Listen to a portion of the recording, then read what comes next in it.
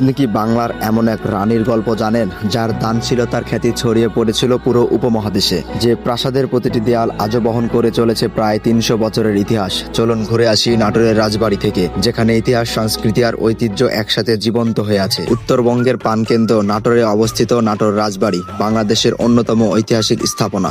অষ্টাদশ শতাব্দীর শুরুতে প্রতিষ্ঠিত এই রাজবংশের উত্থান ঘটে রাজা রামজীবনের হাত ধরে। তবে নাটোর রাজপরিবারকে সর্বাধিক খ্যাতি এনে দেয় রানী ভবানী। রানী ভবানী শুধু একজন শাসক ছিলেন না, তিনি ছিলেন একজন মানবপ্রেমী ও দানবীর। তার প্রতিষ্ঠিত অসংখ্য মন্দির, রাস্তা, দিঘি এবং জনকল্যাণমূলক কাজ আজও তার মহত্বের সাক্ষ্য বহন করে। এজন্যই তাকে বলা হয় উত্তর বাংলার জননী। প্রায় ৪০ একর জায়গা জুড়ে বিস্তৃত এই রাজপ্রাসাদ একসময় ছিল জমিদারি প্রশাসনের কেন্দ্রবিন্দু। বিশাল ফটক, রাজকীয় ভবন, মনোরম পুকুর এবং সবুজ বাগানের সমন্বয়ে গড়ে ওঠা এই স্থাপত্য যেন ইতিহাসের এক জীবন্ত দলিল। এখানে ইউরোপীয় ও মুঘল স্থাপত্যশীল অপূর্ব মিশ্রণ দেখা যায়। প্রতিটি ভবন, প্রতিটি করিডর আর প্রতিটি প্রাচীর অতীতের রাজকীয় জীবনযাত্রার গল্প বলে। একসময় এই প্রাসাদে অনুষ্ঠিত হতো ধর্মীয় উৎসব, সাংস্কৃতিক আয়োজন এবং গুরুত্বপূর্ণ প্রশাসনিক সভা। ফলে নাটোর রাজবাড়ি শুধু ক্ষমতার কেন্দ্রই নয়, বরং ছিল সংস্কৃতি, ঐতিহ্যের প্রাণকেন্দ্র। জমিদারি প্রথার অবসানের পর অনেক কিছু বদলে গেলেও নাটোর রাজবাড়ি আজও মাথা উঁচু করে দাঁড়িয়ে আছে ইতিহাসের সাক্ষী হয়ে।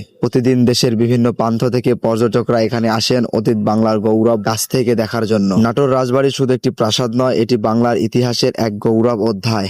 শুধু রাজবাড়ি নয়, নাটোরের ইতিহাসের সঙ্গে জড়িয়ে আছে বাংলার সমাজ, অর্থনীতি এবং সংস্কৃতির দীর্ঘ পথ চলা।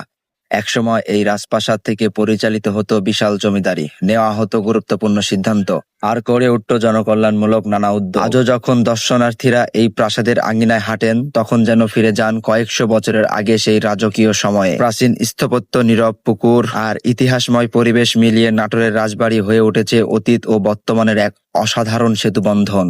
নাটোর রাজবাড়িকে ঘিরে রয়েছে অসংখ্য গল্প, কিংবদন্তি এবং লোককথা।